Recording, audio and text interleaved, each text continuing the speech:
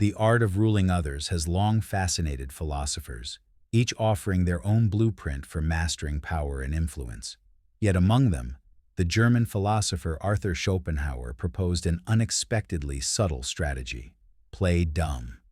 While flaunting intelligence might bring short-term success, it often breeds resentment or labels like arrogant. Schopenhauer took a different view.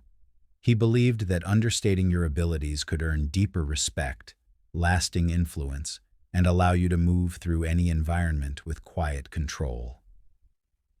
At the age of 19, Schopenhauer received a scathing letter from his mother. She chastised him for his constant need to be right, arguing that his sharp mind, no matter how brilliant, would be of little use if it pushed people away. This harsh truth would become central to his later philosophy, that obvious superiority isolates, while subtlety connects. So how do you win by not looking like a winner? Let's explore the elegant strategic paradox of playing dumb, and how it just might be the smartest move you'll ever make. Strategy 1. Harness the power of surprise. Never reveal your full strength too soon. Instead, appear just a bit weaker than you really are. And when the moment is right, unveil your true capabilities. This tactic, used by history's greatest leaders and fighters, disorients the opposition and secures a decisive edge. As Sun Tzu famously advised, all warfare is based on deception. If you are capable, appear incapable. But this principle extends far beyond the battlefield. You'll find it in meeting rooms, classrooms, and arenas, wherever people compete for influence. Often, it's the quiet ones who speak rarely, yet strike with precision. They leave a stronger impression than those who speak constantly. They follow the wisdom of Mahatma Gandhi: speak only if it improves upon the silence. Strategy 2. Lead through listening. In every setting, there are two types of people: those who dominate conversations and those who observe in silence. The talkers are rarely taken seriously unless they wield authority. The listeners, on the other hand, absorb everything, learn quickly, and speak with purpose. Schopenhauer believed wisdom lies in knowing when not to speak. Playing dumb doesn't mean being uninformed. It means choosing restraint over impulse. Plato captured this well. Wise men speak because they have something to say, fools because they have to say something.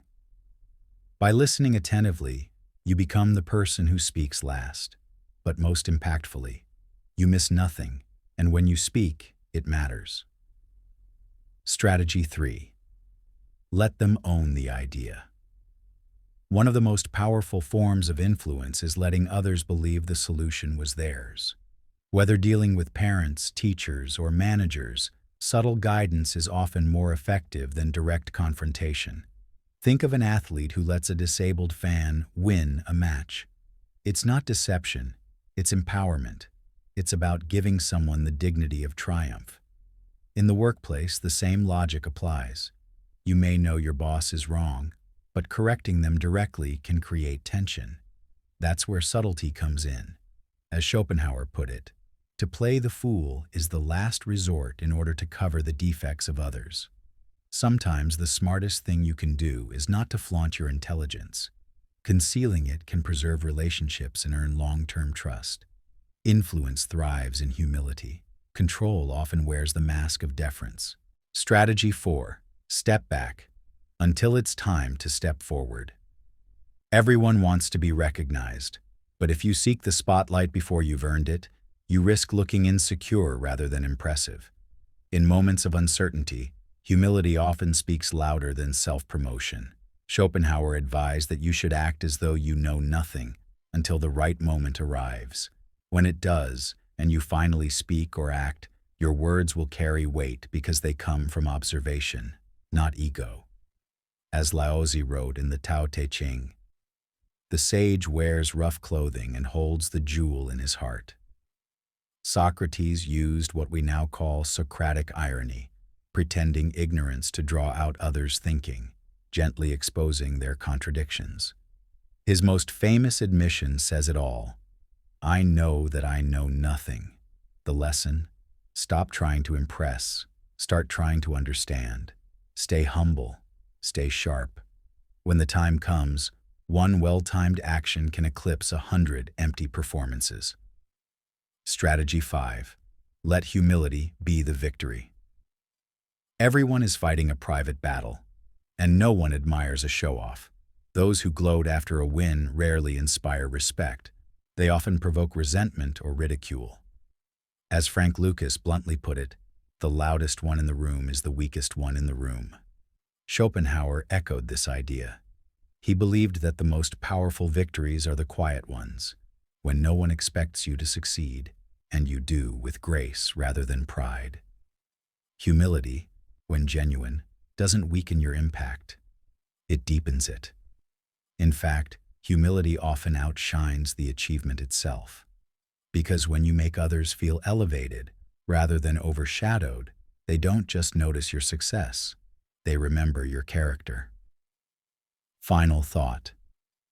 These reflections draw from the quiet genius of Arthur Schopenhauer, a man who understood that playing the fool is not a mark of weakness, but a sign of strategic mastery. To play the fool is to lead without forcing, to influence without dominating, to be heard precisely because you don't always speak. It's stepping back so others feel seen, and speaking last so your words resonate longest.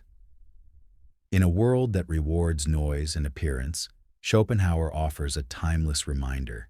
It's not about being noticed. It's about being necessary when it matters most.